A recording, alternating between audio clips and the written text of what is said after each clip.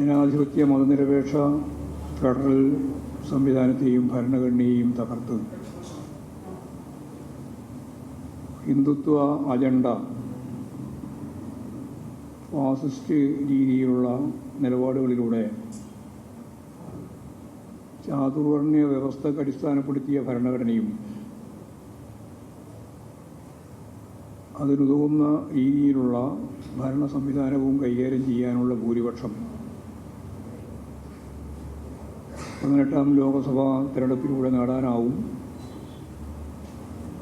370 മുതൽ 430 വരെ seat BJP കരസ്ഥമാക്കും എന്നായിരുന്നു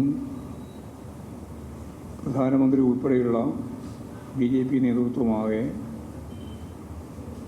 ഇന്ത്യയിലുടനീളം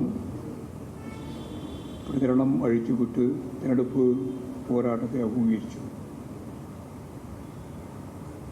ഇടതുപക്ഷ ജനാധിപത്യ മുന്നണി ആദ്യം മുതലേ എടുത്ത നിലപാട്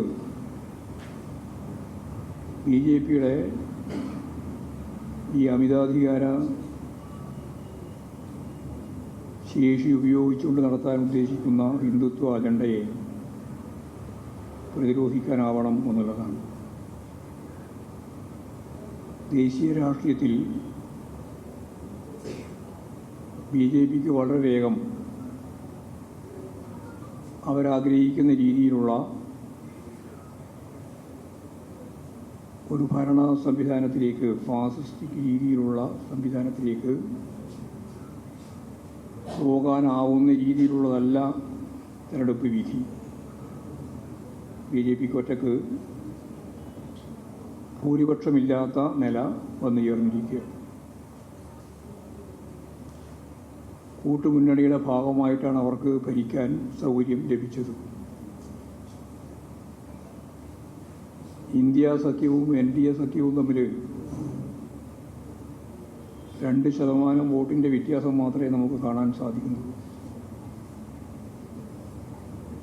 വളരെ ചെറിയ 10, 30, 35 വോട്ട് കൂടി അല്ലെങ്കിൽ സീറ്റ് കൂടി ഇന്ത്യ സഖ്യത്തിന് ലഭിച്ചിരുന്നുവെങ്കിൽ ഭൂരിപക്ഷം തന്നെ നേടാനാവുന്ന സ്ഥിതിയിലേക്ക് കാര്യങ്ങൾ എത്തുമായിരുന്നു. അത് നേടാനായില്ല എന്നുള്ളത് കോൺഗ്രസ് അതിൻ്റെ സംഘടനാ ആശയ വ്യക്തതയോടുകൂടിയുള്ള നിലപാട് കൃത്യമായി കൈകാര്യം ചെയ്യുന്നതിൽ വരുന്ന വീഴ്ച കൂടി ചേർത്തുകൊണ്ടാണ് അതുണ്ടായത്. സത്യം പറഞ്ഞു, ഏതായാലും ഞങ്ങൾ കേരളത്തിലും ഇന്ത്യയിലും ആകെ ഉയർത്തിയ BJPയെ താഴെ ഇറക്കാനാവണം എന്ന മുദ്രാവാക്യം പൂർണ്ണമായിട്ടില്ലെങ്കിലും ഇപ്പോഴും ഹിന്ദുത്വ ശക്തികളുടെ അപകടം കേരളത്തിലും ഇന്ത്യയിലും നിലനിൽക്കുന്നുണ്ട്. എങ്കിലും അവരുടെ അജണ്ട കൈകാര്യം ചെയ്യാൻ അവർക്കാവാത്ത രീതിയിലുള്ള ഒരു രാഷ്ട്രീയ സാഹചര്യം ഇന്ത്യൻ ജനത സൃഷ്ടിച്ചിട്ടുണ്ട് എന്നുള്ളതാണ് ഏറ്റവും പ്രധാനപ്പെട്ട കാര്യം. ഇതിൻ്റെ ഭാഗമായിട്ട് വേണം കേരള രാഷ്ട്രീയത്തിലേക്ക്, കേരളത്തിലെ തിരഞ്ഞെടുപ്പുമായിട്ട് ബന്ധപ്പെട്ട കാര്യങ്ങളിലേക്ക് കടക്കാൻ. കേരളത്തിലെ ഇടതുപക്ഷ ജനാധിപത്യ മുന്നണി പ്രതീക്ഷിച്ച വിജയം നേടാനാവാത്ത നിലയാണ് ഉണ്ടായത്. നല്ല പരാജയമാണ് കേരളത്തിലെ തിരഞ്ഞെടുപ്പുമായിട്ട് ബന്ധപ്പെട്ട് ഇടതുപക്ഷ ജനാധിപത്യ മുന്നണിക്ക് ഉണ്ടായത്. UDFന് 18 സീറ്റ് നേടാനായി. ഒരു സീറ്റ് BJPക്കും നേടാൻ കഴിഞ്ഞു എന്നുള്ളതാണ് ഏറ്റവും അപകടകരമായ മറ്റൊരു കാര്യം. നമുക്ക് കഴിഞ്ഞ പ്രാവശ്യത്തെ പോലെ 2019 പോലെ ഒരു സീറ്റ് മാത്രമേ നേടാൻ സാധിച്ചിട്ടുള്ളൂ. ദേശീയ രാഷ്ട്രീയം എല്ലാ കാലത്തും ചർച്ച ചെയ്യപ്പെടുന്ന കേരളീയ ജനതയുടെ ഒരു പ്രത്യേകത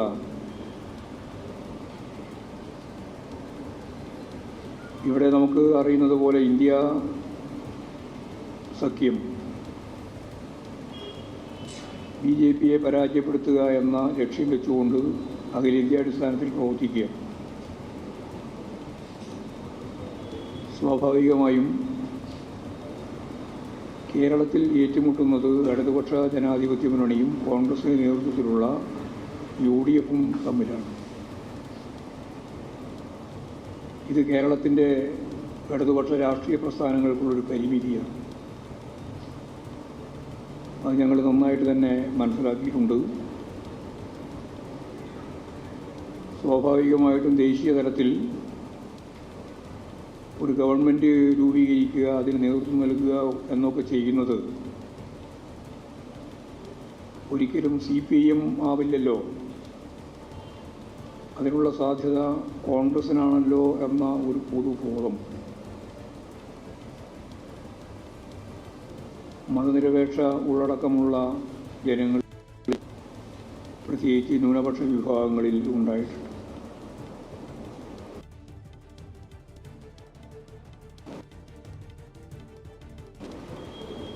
നല്ലപോലെ പ്രതികൂലമായിട്ട് ബാധിച്ച ഒന്നാണ്. ഒന്നാമത്തെ പ്രധാനപ്പെട്ട പ്രശ്നം ദേശീയ രാഷ്ട്രീയവുമായിട്ട് കേരള രാഷ്ട്രീയത്തിൻ്റെ ഭാഗമായുള്ള പരിമിതിയാണ്. അത് ഞങ്ങൾ കഴിഞ്ഞ പ്രാവശ്യവും അത് കണ്ടിട്ടുണ്ട്, ഇപ്രാവശ്യവും അതുതന്നെയാണ് വളരെ പ്രധാനപ്പെട്ട ഒരു ഭാഗം. ഇതിൻ്റെ ഒപ്പം വളരെ ഗൗരവവും കാണേണ്ടുന്ന ഒരു കാര്യം, UDF, ജമാഅത്ത് ഇസ്ലാമും അതുപോലെ തന്നെ SDPI, പോപ്പുലർ ഫ്രണ്ട് ഉൾപ്പെടെ ലീഗ്, കോൺഗ്രസ് ഐക്യം. കാരണം മറ്റ് തിരഞ്ഞെടുപ്പുകളിലെല്ലാം, അസംബ്ലി തിരഞ്ഞെടുപ്പായാലും പാർലമെൻറ്റ് തിരഞ്ഞെടുപ്പായാലും യഥാർത്ഥത്തിൽ ഇവരെല്ലാം മത്സരിക്കാറുണ്ട്. SDPI, അതുപോലെ തന്നെ വെൽഫെയർ പാർട്ടി, അതുപോലെ ജമാഅത്ത് ഇസ്ലാം ഉൾപ്പെടെയുള്ളവരെല്ലാം അതിൻ്റെ രാഷ്ട്രീയ കക്ഷികളെന്ന രീതിയിൽ മത്സരിക്കുകയും വളരെ ചുരുക്കം സീറ്റുകളിലൊക്കെയാണ് മത്സരിക്കുന്നതെങ്കിലും അവർക്ക് എല്ലാ മണ്ഡലങ്ങളിലും വോട്ടുണ്ട്. ഈ വോട്ടെല്ലാം ഇപ്രാവശ്യം ഒരു ഐക്യമുന്നണി പോലെ വർഗീയ ധ്രുവീകരണം സംഭവിക്കത്തക്ക രീതിയിൽ കൈകാര്യം ചെയ്തത് ഈ മുസ്ലിം രാഷ്ട്രം വേണം, മുസ്ലിം ഫണ്ടമെൻ്റലിസത്തിൻ്റെ ഭാഗമായിട്ട് പ്രവർത്തിക്കുന്ന ജമാഅത്ത് ഇസ്ലാമും അതുപോലെ തന്നെ SDPIയും അതുപോലെ ഫണ്ടുമെല്ലാം ഞാൻ നേരത്തെ പറഞ്ഞ പോലെ ഒരു മുന്നണിയിൽ പ്രവർത്തിക്കുന്നത് പോലെ ഇടതുപക്ഷത്തിനെതിരായി ഇവരും ലീഗും കോൺഗ്രസും ചേർന്ന് പ്രവർത്തിച്ചിട്ടുണ്ട്. അത് മതനിരപേക്ഷ ഉള്ളടക്കമുള്ള കേരളത്തിലെ ജനങ്ങളെ സംബന്ധിച്ച് ദൂരവ്യാപകമായ ഫലമുളവാക്കുന്ന ഒന്നാണ് എന്ന കാര്യത്തിൽ ഞങ്ങൾക്ക് യാതൊരു തർക്കമില്ല. താൽക്കാലികമായിട്ട് അവർക്ക് ജയിക്കാനും ഭൂരിപക്ഷം വർദ്ധിപ്പിക്കാനും കഴിഞ്ഞു എന്നുള്ളത് ശരിയാണ്. പക്ഷേ അത് വളരെ ഗൗരവമുള്ള ദൂരവ്യാപകമായ ഒരു പ്രശ്നം തന്നെയാണ്. മാത്രമല്ല, മതനിരപേക്ഷ ഉള്ളടക്കമുള്ള നിരവധി ജനവിഭാഗങ്ങൾ, അത് ഭൂരിപക്ഷത്തിലും ന്യൂനപക്ഷത്തിലും ഒക്കെയുണ്ട്. അവരിതിനെ രാഷ്ട്രീയമായിട്ട് അംഗീകരിക്കുന്നില്ല. ജമാഅത്ത് ഇസ്ലാം ഉൾപ്പെടെയുള്ള ഈ തീവ്രവാദ സംഘത്തെ അവർ അംഗീകരിക്കുന്നില്ല. അപ്പോൾ ഇതിനെ നല്ലതുപോലെ തുറന്ന് എതിർത്തുകൊണ്ട് മുന്നോട്ടേക്ക് പോകാൻ മതനിരപേക്ഷ ശക്തികൾക്കാവണം എന്നാണ് അതുമായി ബന്ധപ്പെട്ട് ഞങ്ങൾ പരിശോധിച്ചപ്പോൾ കണ്ട ഒരു കാര്യം. വേറൊരു പ്രധാനപ്പെട്ട പ്രശ്നം, ഞാനിത് UDFുമായിട്ട് ബന്ധപ്പെട്ട പ്രശ്നത്തിൻ്റെ ഭാഗമായിട്ടാണ് വിശദീകരിച്ചത്. ഈ വ്യത്യസ്ത ജാതി വിഭാഗങ്ങൾ, അതുപോലെ വ്യത്യസ്ത സ്വത്വ രാഷ്ട്രീയ പ്രസ്ഥാനങ്ങൾ വർഷങ്ങളായിട്ട് നടത്തിക്കൊണ്ടിരിക്കുന്ന RSSൻ്റെ സംഘപരിവാർ വിഭാഗത്തിൻ്റെ വിവിധ തരത്തിലുള്ള പ്രവർത്തനങ്ങളിലൂടെ വിഭജിതമായ രീതിയിൽ ഇവരെല്ലാം ഒരു തരത്തിലല്ലെങ്കിൽ മറ്റൊരു തരത്തിൽ വർഗീയ ശക്തികൾക്ക് കീഴ്പ്പെടുന്ന ഒരു നിലപാടിലേക്ക് എത്തിച്ചേർന്നിട്ടുണ്ട്. RSS സംഘപരിവാർ വിഭാഗം ഇത്തരം സ്വത്വ രാഷ്ട്രീയത്തെയും ജാതി ചിന്താ സംവിധാനങ്ങളെയും ഉപയോഗപ്പെടുത്തിയിട്ടുണ്ട്. മതനിരപേക്ഷത എന്നതിന് പകരം ജാതിബോധവും പിന്നീട് വർഗീയതയും തുടർന്ന് RSSൻ്റെ വർഗീയ ധ്രുവീകരണത്തിലേക്കും ഈ വിഭാഗങ്ങളിൽ ചിലത് എത്തിച്ചേർന്നു എന്നുള്ളത് സത്യം. വളരെ പ്രധാനപ്പെട്ട ഒരു വിഭാഗമാണ് SNDP. SNDP എന്ന് പറയുന്നത് യഥാർത്ഥത്തിൽ ഒരു ജാതി ഒരു മതം ഒരു ദൈവം മനുഷ്യന് എന്ന നാരായണ ഗുരുവിൻ്റെ ദർശനത്തെ ഉയർത്തിപ്പിടിച്ച് രൂപം കൊള്ളുകയും പ്രവർത്തിക്കുകയും ചെയ്യുന്ന പ്രസ്ഥാനമാണ്. എന്നാൽ തുഷാർ വെള്ളാപ്പള്ളി BDJSൻ്റെ രൂപീകരണത്തോടുകൂടി BJP ആസൂത്രിതമായിട്ട് പ്ലാൻ ചെയ്ത ഈ ജനവിഭാഗങ്ങളിലേക്കുള്ള കടന്നുകയറ്റത്തിൻ്റെ അജണ്ട അവർ പതിറ്റാണ്ടായിട്ട് കൈകാര്യം ചെയ്തു വരികയാണ്. SNDP വിഭാഗം എല്ലാ രാഷ്ട്രീയ പാർട്ടിയുമായിട്ട് ബന്ധപ്പെട്ട് നിൽക്കുന്ന ആളുകളെല്ലാം ഉൾച്ചേർന്ന് നിൽക്കുന്ന ഒന്നാണ്. അതിൽ വർഗീയവൽക്കരണത്തിലേക്ക് നീങ്ങുന്ന ഒരു വിഭാഗം BJPക്ക് വേണ്ടി സജീവമായി ഇടപെട്ടിട്ടുണ്ട് എന്നുള്ളതാണ് ഇപ്പോൾ കാണാൻ കഴിയുന്ന വസ്തുത.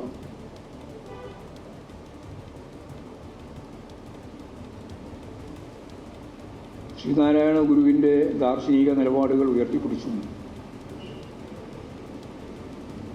പിന്നണിയിൽ നിൽക്കുന്ന ഈ ജനവിഭാഗങ്ങളുടെ ഉദ്ധരിക്കുന്നതിനു വേണ്ടിയുള്ള പ്രവർത്തനങ്ങളിലൂടെയും ഒപ്പം കേരളത്തിലെ ഇടതുപക്ഷ ജനാധിപത്യ പ്രസ്ഥാനങ്ങൾ നടത്തിയ പോരാട്ടങ്ങളിലൂടെയുമെല്ലാം ഒരു പുതിയ കേരളം രൂപപ്പെട്ടപ്പോൾ ആധുനിക കേരളത്തിലെ ഏറ്റവും പ്രധാനപ്പെട്ട പ്രബലമായ ശക്തിയായി പിന്നണി വിഭാഗത്തിൽപ്പെട്ട ജനങ്ങൾ ഉൾപ്പെടെ മുന്നോട്ടേക്ക് വന്നു എന്നുള്ളത് സത്യം.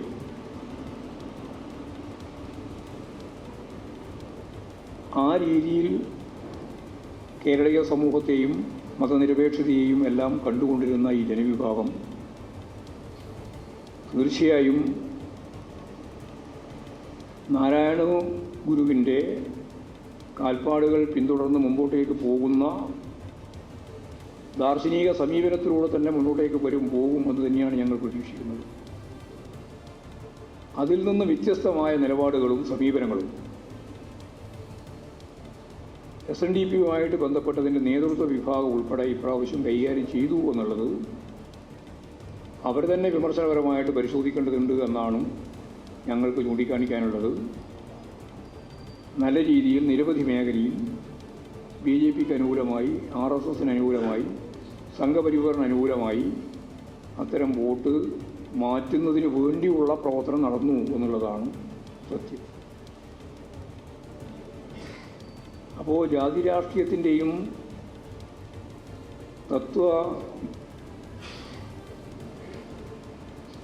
ഞാൻ നേരത്തെ പറഞ്ഞതുപോലെ കാര്യങ്ങൾ അവതരിപ്പിക്കുമ്പോൾ താത്വികമായിട്ടെല്ലാം പറയുമെങ്കിലും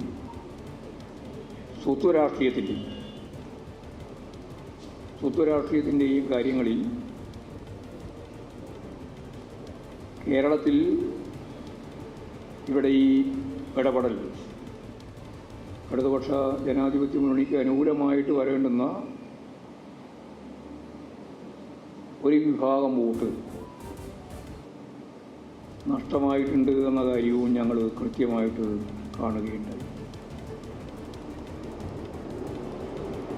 വേറൊരു പ്രധാനപ്പെട്ട ഭാഗം കേരളത്തിലെ ക്രൈസ്തവ ജനവിഭാഗം എല്ലാ കാലത്തും വർഗീയതക്കെതിരായിട്ട് നിലകൊള്ളുന്ന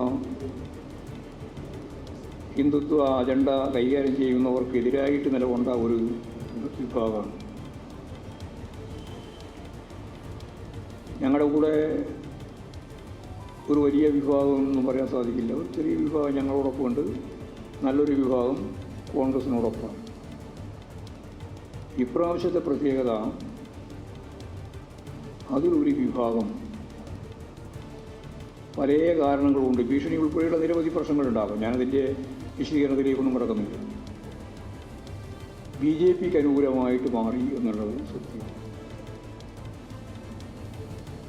ചില മേഖലകളിൽ ബിഷപ്പുമാരുൾപ്പെടെ സജീവമായ പ്രവർത്തനത്തിൽ അവരുടെ ഔദ്യോഗിക പരിപാടികളിൽ തന്നെ പങ്കെടുക്കുകയുണ്ടായി.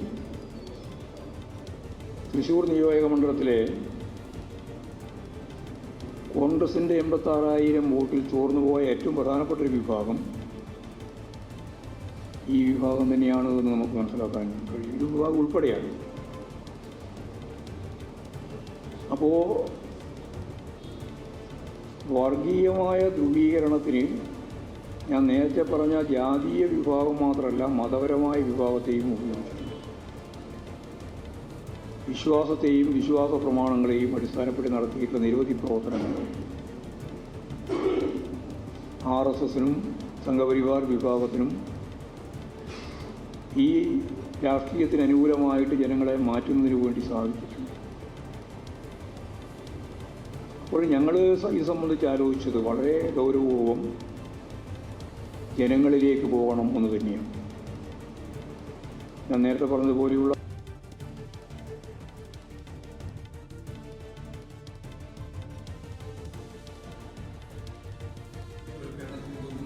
നിലപാടുകൾ എല്ലാം കണ്ടുകൊണ്ട് നല്ല ജാഗ്രതയോടെ ഗൗരവപൂർവ്വം ജനങ്ങളെ സമീപിക്കാനും ജനങ്ങളിലുണ്ടായിട്ടുള്ള ഈ തെറ്റിദ്ധാരണ, അന്ധവിശ്വാസ ജടിലമായ ഒരുപാട് കാര്യങ്ങൾ, തെറ്റായ സമീപനങ്ങൾ, നിലപാടുകൾ, ഇതിനെല്ലാം തിരുത്തി മുൻകൂട്ടി കൊണ്ടുപോകുന്നതിന് നമുക്ക് സാധിക്കുന്നത് തന്നെയാണ്. ഞങ്ങളുടെ പരാജയവുമായിട്ട് ബന്ധപ്പെട്ട് ചർച്ച ചെയ്യുമ്പോൾ ഓരോരുത്തരും ഓരോരോ കാര്യമാണ് പറയുന്നത്. ഞങ്ങളെ സംബന്ധിച്ച് സമഗ്രമായ ഒരു പരിശോധനയാണ് ഞങ്ങൾ നടത്തിയത്. അത് ആദ്യം പറഞ്ഞ ഈ വിഭാഗം, ദേശീയ രാഷ്ട്രീയം ഉൾപ്പെടെയുള്ള ഈ വിഭാഗം വളർന്നു. രണ്ടാമത്തെ കാര്യം, ജനങ്ങൾക്ക് നൽകേണ്ടുന്ന ആശ്വാസ നടപടികളുമായിട്ട് ബന്ധപ്പെട്ടു. അതായത് ഇടതുപക്ഷ ജനാധിപത്യ മുന്നണി തന്നെ രൂപപ്പെടുത്തി വളർത്തിയെടുത്ത ഒരു ജനകീയമായ പശ്ചാത്തലമുണ്ട്. ദാരിദ്ര്യം പരിപൂർണമായി അവസാനിപ്പിക്കാനുള്ള ഒരടവ്, എല്ലാവർക്കും ഒരു ശരാശരി മനുഷ്യനായിട്ട് ജീവിക്കാനുള്ള പശ്ചാത്തലമുണ്ട്. വിദ്യാഭ്യാസം, ആരോഗ്യം, പാർപ്പിടം ഉൾപ്പെടെ നിരവധി പ്രശ്നങ്ങളിൽ ഇടതുപക്ഷ ജനാധിപത്യങ്ങളിൽ ബദലായി രാജ്യത്തിലുണ്ട്. അതിൽ കേന്ദ്ര ഗവൺമെന്റിനോടൊപ്പം കേരളത്തിലെ പ്രതിപക്ഷവും കഴിഞ്ഞ കുറച്ച് കാലമായി എടുത്തുകൊണ്ടിരിക്കുന്ന സമീപനം കേരള വിരുദ്ധമായ സമീപനം. കേരളത്തെ സാമ്പത്തികമായി തകർക്കുക, അതുവഴി മാത്രമേ ഈ സേവന മേഖലയുടെ പ്രവർത്തനം നിർത്തിവെക്കാൻ സാധിക്കുള്ളൂ എന്ന് കേന്ദ്ര ഗവൺമെന്റിന്റെ നിലപാട്. അതിന് പിന്തുണ നൽകുന്ന UDFന്റെയും BJPയുടെയും കേരളത്തിലെ സമീപനം. ഇതിന് പൂർണ്ണമായിട്ടും പിന്തുണ നൽകിയ UDF MPമാരുടെ നിലപാട്. ഇതെല്ലാം ചേർത്ത് ജനങ്ങൾക്ക് കൃത്യതയോടുകൂടി നൽകേണ്ടുന്ന നിരവധി കാര്യങ്ങൾ, പെൻഷൻ ഉൾപ്പെടെ, അധ്യാപകർക്ക് ജീവനക്കാർക്ക് നൽകേണ്ടുന്ന DA ഉൾപ്പെടെ നിരവധി കാര്യങ്ങളുണ്ട്. ഓരോരുത്തരുമായിട്ട് ഞാൻ വിശദീകരിക്കുന്നില്ല. ഓരോരുത്തർക്കും ഓരോരോന്നും പറയാം, കണ്ടെത്താം. ഞാനിതെല്ലാം ചേർത്തുകൊണ്ടാണ് പറയുന്നത്. അങ്ങനെ നൽകേണ്ടിയിരുന്ന നിരവധി അവരുടെ അവകാശപ്പെട്ട ആനുകൂല്യങ്ങൾ കൃത്യതയാർന്ന രീതിയിൽ നൽകാനായില്ല എന്ന ഈ സാമ്പത്തിക പ്രതിസന്ധിയുടെ പ്രശ്നം കേന്ദ്ര ഗവൺമെൻറ്റിൻ്റെതാണ് എന്നെല്ലാം പറയാമെങ്കിലും ജനങ്ങൾ അനുഭവിക്കുന്നത് അത് കിട്ടിക്കൊണ്ടിരിക്കുന്നില്ല ഇല്ലാതാവുമ്പോഴും സ്വാഭാവികമായിട്ടും ഒരു പ്രശ്നമുണ്ട്. ആ പ്രശ്നത്തിൻ്റെ പ്രതിഫലനവും ഈ വോട്ടിങ്ങിൽ ഉണ്ടായിട്ടുണ്ട് എന്ന് തന്നെയാണ് ഞാൻ പറയുന്നത്. അതേപോലെ നമുക്കെല്ലാം അറിയുന്ന രീതിയിൽ കേരളത്തിൻ്റെ തനത് വരുമാനം മറ്റു ചില സംസ്ഥാനങ്ങളെപ്പോലെ ഇപ്പം തമിഴ്നാടിനെ പോലെയൊന്നും വലിയ വരുമാനം കേരളത്തിന് ഇല്ല. നല്ല ശ്രമം ഗവൺമെൻറ് നടത്തിയത് കൊണ്ടാണ് ട്രഷറി ഒന്നും പൂട്ടിപ്പോവാതെ ഗവൺമെൻറ് മുന്നോട്ടേക്ക് പോകാൻ സാധിച്ചിട്ടുള്ളത്.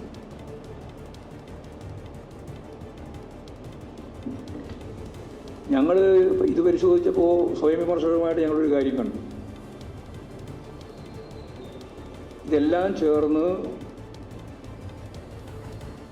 ഉള്ള സന്ദർഭത്തിലും ഞങ്ങളുടെ ധാരണ കേരളത്തിൽ ജയിക്കാൻ സാധിക്കുമെന്ന് തന്നെയാണ്. അല്ല, ഇതെല്ലാം ഞങ്ങൾ ആദ്യം കണ്ടത് തന്നെയാണ്. എന്നാൽ ഇതെല്ലാം ഉള്ളപ്പോഴും ഇടതുപക്ഷ ജനാധിപത്യ മുന്നണിക്ക് ജയിക്കാൻ സാധിക്കും എന്നുള്ളതായിരുന്നു ഞങ്ങളുടെ ധാരണ. അതിൻ്റെ അർത്ഥം ജനങ്ങളുടെ മനോഭാവം മനസ്സിലാക്കുന്നതിൽ ഞങ്ങൾക്ക് വേണ്ടത്ര സാധിക്കില്ല എന്നുള്ളത് തന്നെയാണ്. ഞങ്ങൾ സൂക്ഷ്മമായിട്ടുള്ള പരിശോധനയിൽ അതാണ് കാണുന്നത്. അപ്പോൾ ഈ കാര്യങ്ങളെല്ലാം വെച്ച് ഞാൻ നേരത്തെ പറഞ്ഞതുപോലെ ജനങ്ങളിലേക്ക് ഇറങ്ങിച്ചെന്ന്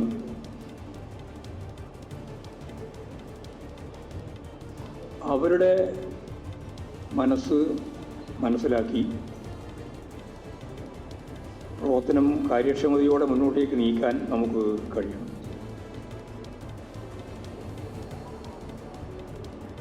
ഞാൻ നേരത്തെ പറഞ്ഞതുപോലെയുള്ള കാര്യങ്ങൾ ഓരോന്നും വരുമ്പോൾ വലതുപക്ഷ മാധ്യമങ്ങൾ എടുത്ത നിലപാടും വളരെ പ്രധാനമാണ്. ഞാൻ മുമ്പേ പറയുന്നത് പോലെ നിങ്ങൾ കൈകാര്യം ചെയ്തുകൊണ്ടിരുന്ന പ്രധാനപ്പെട്ട ഒരു നിലപാട് ഗവൺമെൻറ്റിനും പാർട്ടിക്കും മുഖ്യമന്ത്രിക്കും മുഖ്യമന്ത്രിയുടെ കുടുംബത്തിനുമെല്ലാം എതിരായിട്ടുള്ളതാണ്. പിണറായിയെ ഒറ്റതിരിച്ച് കടന്നാക്രമിച്ച് വ്യാപകമായ കള്ളപ്രചാരവേലയിലൂടെ ഒരു ഇമേജ് തന്നെ തകർക്കാനുള്ള ബോധപൂർവമായ പ്രവർത്തനമാണ് UDFും വലതുപക്ഷ മാധ്യമങ്ങളും എത്രയോ കാലമായിട്ട് ശക്തിയായി നടത്തി വരുന്നത്. അതിപ്പോഴും തുടരുകയാണ്. CPIMൻ്റെ ഏറ്റവും പ്രധാനപ്പെട്ട നേതൃത്വ കേന്ദ്രം എന്ന നിലയിൽ പിണറായിയെയും കുടുംബത്തെയും ടാർഗറ്റ് ചെയ്യുക, പാർട്ടി നേതൃത്വത്തെ ടാർഗറ്റ് ചെയ്യുക. ഈ നിലപാടാണ് വലതുപക്ഷ മാധ്യമങ്ങൾ കുറേ വർഷമായിട്ട് ചെയ്തുകൊണ്ടിരിക്കുന്നത്. അത്തരം പ്രചരണങ്ങൾ ഒരു പരിധിവരെ ജനങ്ങളിൽ സ്വാധീനം ചെലുത്തുന്നുണ്ട് എന്ന് തന്നെയാണ് ഞങ്ങളുടെ കണ്ടെത്തൽ. മാധ്യമധർമ്മം ശരിയായ രീതിയിൽ കൈകാര്യം ചെയ്തതിന് പകരം വർഗപരമായ വീക്ഷണത്തോടുകൂടി നിങ്ങൾ ചെയ്തുകൊണ്ടിരിക്കുന്ന കമ്മ്യൂണിസ്റ്റ് വിരുദ്ധ പ്രചാരവേല, ഇടതുപക്ഷ വിരുദ്ധ പ്രചാരവേല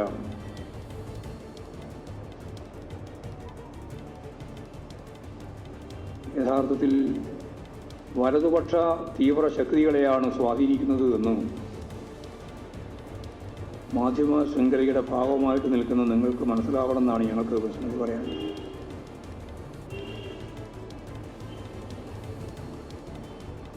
BJPയുടെ ജനകീയ വളർച്ച തടയുന്നതിനുതകുന്ന രീതിയിലുള്ള രാഷ്ട്രീയ സമീപനം സ്വീകരിക്കണം എന്ന് തന്നെയാണ് ഞങ്ങൾ കാണുന്നത്. അതുപോലെ മതരാഷ്ട്രവാദത്തിനെതിരായ ശക്തമായ പ്രചരണവും സംഘടിപ്പിക്കാൻ സാധിക്കണം.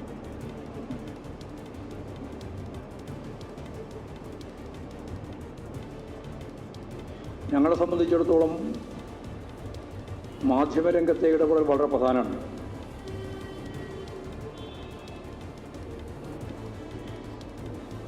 സർക്കാരിൻ്റെ പ്രവർത്തനങ്ങൾ സംബന്ധിച്ചെല്ലാം ഒരു രൂപരേഖ തയ്യാറാക്കി ഞാൻ നേരത്തെ പറഞ്ഞ നിരവധി മേഖലയുമായിട്ട് ബന്ധപ്പെട്ട് എന്തിനാണ് പ്രയോറിറ്റി നൽകേണ്ടത് എന്ന കാര്യം ചർച്ച ചെയ്ത് പ്രയോറിറ്റി അടിസ്ഥാനത്തിൽ കാര്യങ്ങൾ നടത്തി പോകാൻ കഴിയണം. അതിലേറ്റവും ദുർബല ജനവിഭാഗങ്ങൾക്ക് നൽകേണ്ടുന്ന കാര്യങ്ങൾക്ക് മുൻഗണന നൽകുക, വർഗപരമായിട്ട് തന്നെ മുൻഗണന നൽകുക എന്നുള്ള നിലപാടും സ്വീകരിക്കണം.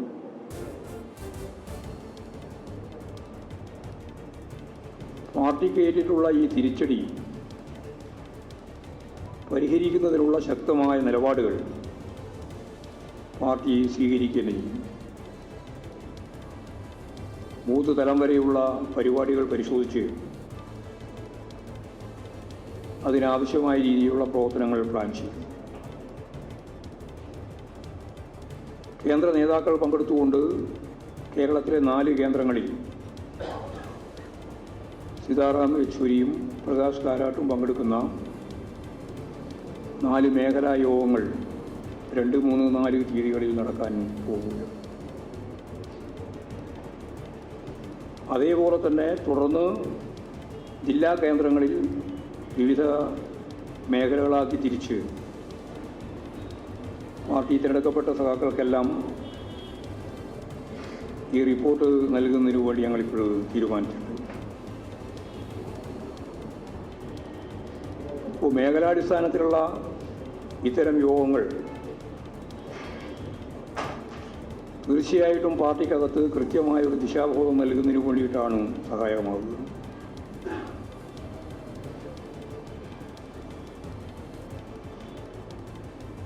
താഴെ തരം വരെ ജനങ്ങളോട് സംവേദിക്കാൻ ലോക്കൽ അടിസ്ഥാനത്തിലും ചിലപ്പോഴത് വിഭജിച്ചും ആ മേഖലയിലെ മുഴുവൻ ജനങ്ങളെയും വിളിച്ചു ചേർത്തുകൊണ്ട് അവർക്ക് പറയാനുള്ളത് മുഴുവൻ കേൾക്കാനും ഞങ്ങൾക്ക് പറയാനുള്ളത് പറയാനുമുള്ള ഒരു സൗഹൃദം എല്ലാ ലോക്കലുകളിലും രൂപപ്പെടുത്തണമെന്നും തീരുമാനിച്ചു.